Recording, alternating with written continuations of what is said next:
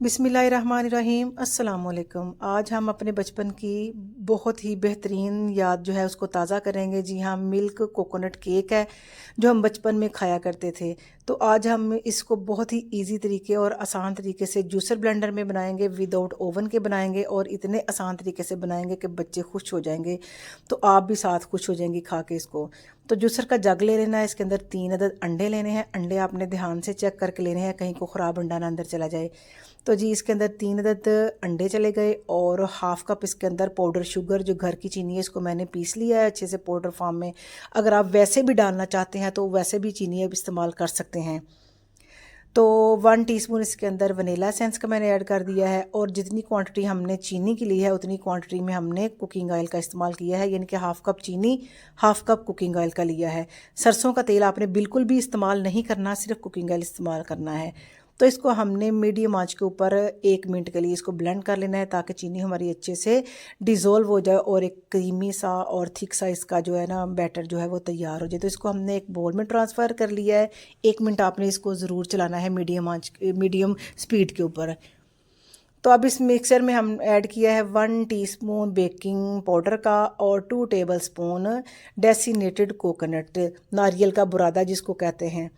तो अगर नारियल का बुरादा आपके पास नहीं तो आप सूखा नारियल लेके उसको आप ब्लैक वाला पार्ट उतार दें और उसको ग्रेट कर लें, और ग्रेट करने के बाद आप किसी मिक्सी जार में डाल के उसको ब्लेंड ब्रीक कर लें, फिर भी वही नारियल का बुरादा बन जाएगा। और 1 कप हमने मैदा लिया है, मैदे को अच्छे से हमने छान के इसके अंदर ही मिक्स करके अच्छे से अब इसका स्मूथ सा टेक्सचर हमने लाना है ताकि इसके अंदर जो गुठलियाँ वगैरह हैं वो अच्छे से डिज़ोल्व हो जाए और इसकी ना कंसिस्टेंसी एक थिक और बिल्कुल फोमी फॉर्म में आ जाए। तो ये देखिए बिल्कुल तैयार है ये हमारे केक बेक होने के लिए। इसको हम कढ़ाई में बनाएंगे या पतीले में भी आप बना सकती हैं। तो इसके लिए मैंने एक मोल्ड तैयार किया है, इसके अंदर बटर पेपर लगाया है। बटर पेपर नहीं भी है तो कोई मसला नहीं, आप थोड़ा सा ऑयल से ग्रीस करें और थोड़ा सा ऊपर आटा डस्ट करें और बिल्कुल हमारा जो है ना मोल्ड तैयार हो जाएगा। ठीक है, बटर क्योंकि हर घर में मौजूद नहीं होता। तो इस बैटर को इसके अंदर हम आहिस्ता से निकाल लेंगे और अच्छे से इसको फैला देंगे। अगर आपके पास इस तरह का कोई पैन नहीं तो आप लोफ्ट जो केक बनता है ना, जो टी टाइम केक बनता है, वो भी आप उसका ना वो ले सकते हैं, उसका सांचा जो होता है। तो प्री हीट मैंने कर लिया है 10 से 12 मिनट मीडियम आंच के ऊपर कढ़ाई को। तो इसको हम इसके अंदर बेक करेंगे 40 टू 45 मिनट, यानी कि 40 से 45 मिनट लो फ्लेम के ऊपर। तो अभी तक अगर आप रेसिपी यहाँ पर देखते देखते आ ही गए हैं। रेसिपी अगर आपको अच्छी लगे तो वीडियो को भी लाइक करें। अगर चैनल अभी तक आपने सब्सक्राइब नहीं किया तो फटाफट से आप इसको सब्सक्राइब कर लें।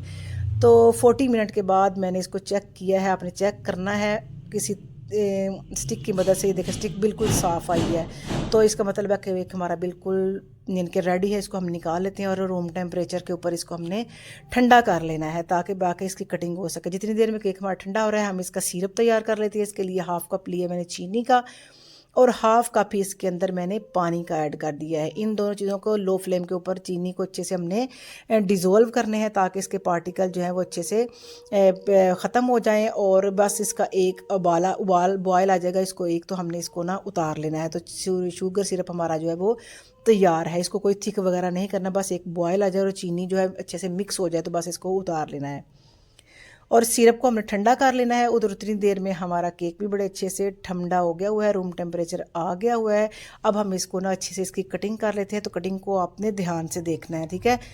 तो इसको पहले हम सबसे इसके सेंटर में कट लगाएंगे और इसको 2 पार्ट में हमने ना डिवाइड कर लेना है, क्योंकि आप थोड़े बड़े छोटे जिस शेप में केक रस बनाना चाहते हैं या केक बनाना चाहते हैं आप बना सकते हैं, लेकिन इनकी मोटाई जो है सिर्फ 1 इंच ही होनी चाहिए। ज़्यादा मोटा होगा तो फिर वो ना अच्छा नहीं लगेगा।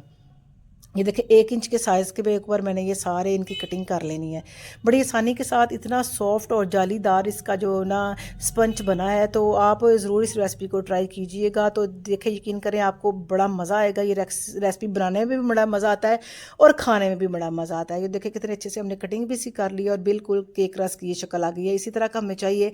और जो शुगर सिरप हमने तैयार किया है वो भी ठंडा हो गया है। इसके अंदर हमने हल्का हल्का इसके एजिस को, इनके किनारों को हल्का हल्का बस लगाना है। बहुत ज़्यादा इसके अंदर डिप नहीं करना क्योंकि ये सॉफ्ट होकर टूट भी सकता है।